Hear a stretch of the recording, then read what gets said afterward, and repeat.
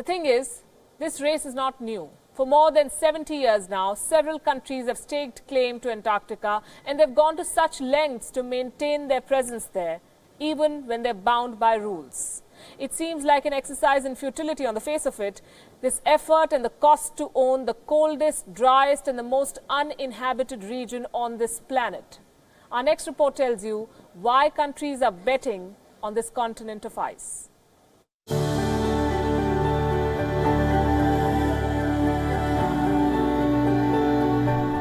There are 54 nations that together govern Antarctica.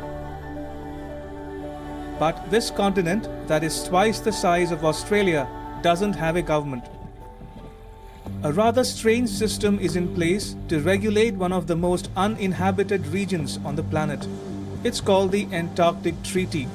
For nearly 6 decades, this treaty has kept order on the continent. It was signed in 1959 when 12 countries mutually agreed to have equal sovereignty over Antarctica. As of today, there are 54 parties to the Antarctic Treaty.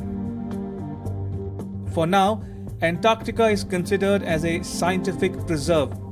Countries are only allowed to conduct peaceful scientific research.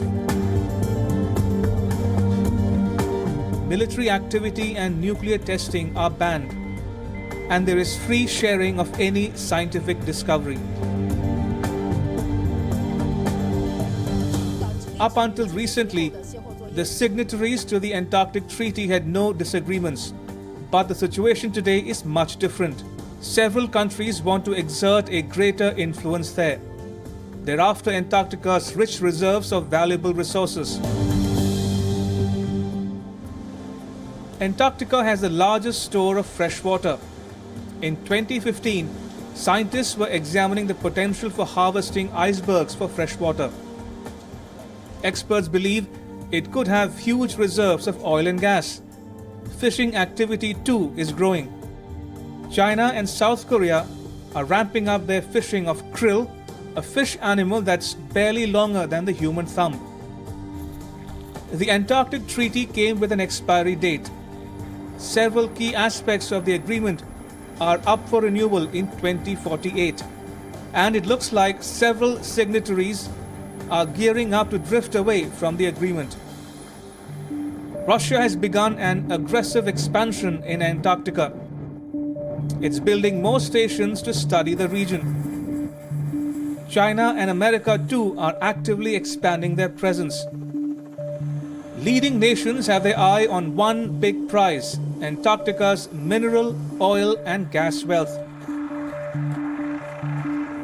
Experts say the ice sheets could be shielding rich reserves of iron ore, coal and chromium.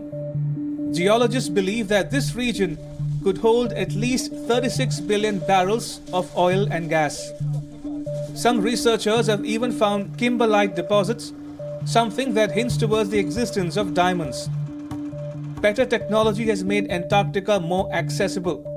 This has triggered the fears that some countries might break the Antarctica Pact well before its expiry date.